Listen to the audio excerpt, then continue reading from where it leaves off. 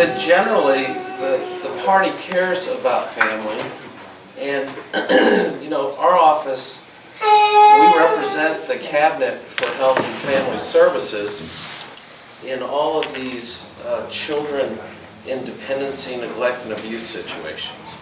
So we're in court, every week trying to help out these families, and I'll be honest, we've got grandparents in this county raising their grandkids, and I see that every day.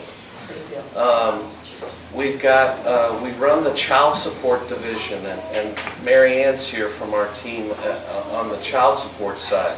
We've got a lot of parents who are not in the homes with the children and are not contributing to the family dynamic financially. And in one of our years that we've been in this term, we actually got over $1 million in Spencer County in child support in 1 year. We also are trying our best to stay in touch with the community through this plague of addiction that we're all suffering under. If you don't know about it or haven't had a family member that's involved in it or know a neighbor, we have people coming into our office needing mental inquest warrants that we assist them with when they've got a relative or a son or a daughter who's walking around the backyard talking to themselves. They're in the throes, really, of withdrawals from a drug, but they're in our offices daily. Domestic violence petitions. Folks come to my office and we fill out domestic violence petitions to help protect them from violence in the home. These are the really big issues for me in what I do day to day. I know I take care of misdemeanor crimes, I know that I take care of people who are writing bad checks. We go to collect bad checks. Feel free to talk to Ms. Goldstein at Country Mart. There's a lot of bad checks, and some of our retailers are really having trouble with that. But I think that that's kind of tangential to this other stuff I just discussed. Sure, I advise fiscal court. They asked me to put together a lease for a baseball field or a lease for the soccer field.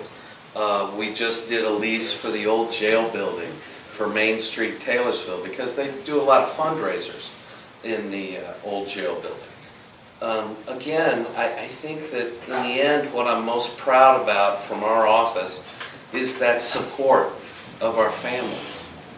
And thank you very much for letting me blah blah a minute, and thanks for being here, because that's one of the greatest. I spoke at the last general Spencer County meeting that we had for and my message there was, what I'll leave you with is, boy, things are on a roll out here. And when I go out and I talk to people, there's a lot of folks that share these values about family. They share the values about fiscal responsibility.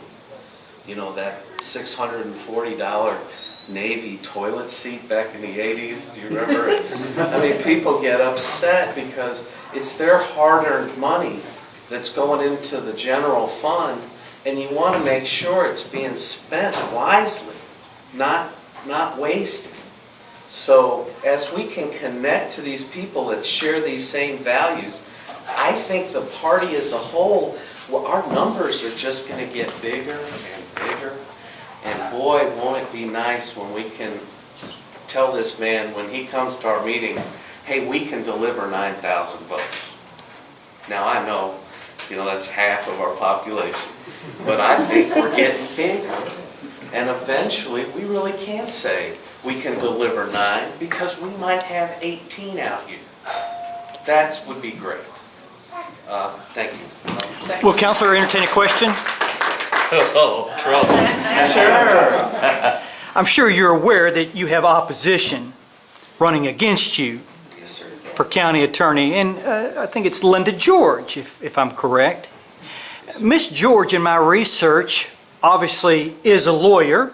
She's graduated from a law school, but yet I've yet to see any experience in being a defense lawyer, let alone being a prosecutor in any capacity. And yet I find continually in her meetings that she's bashing you for your lack of experience. Would you like to address any of those points?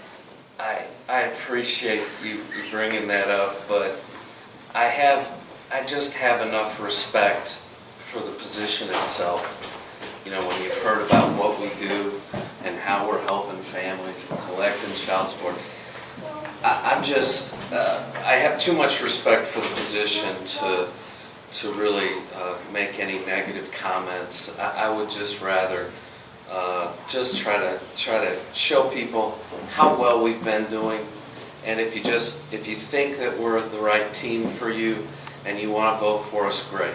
If you don't,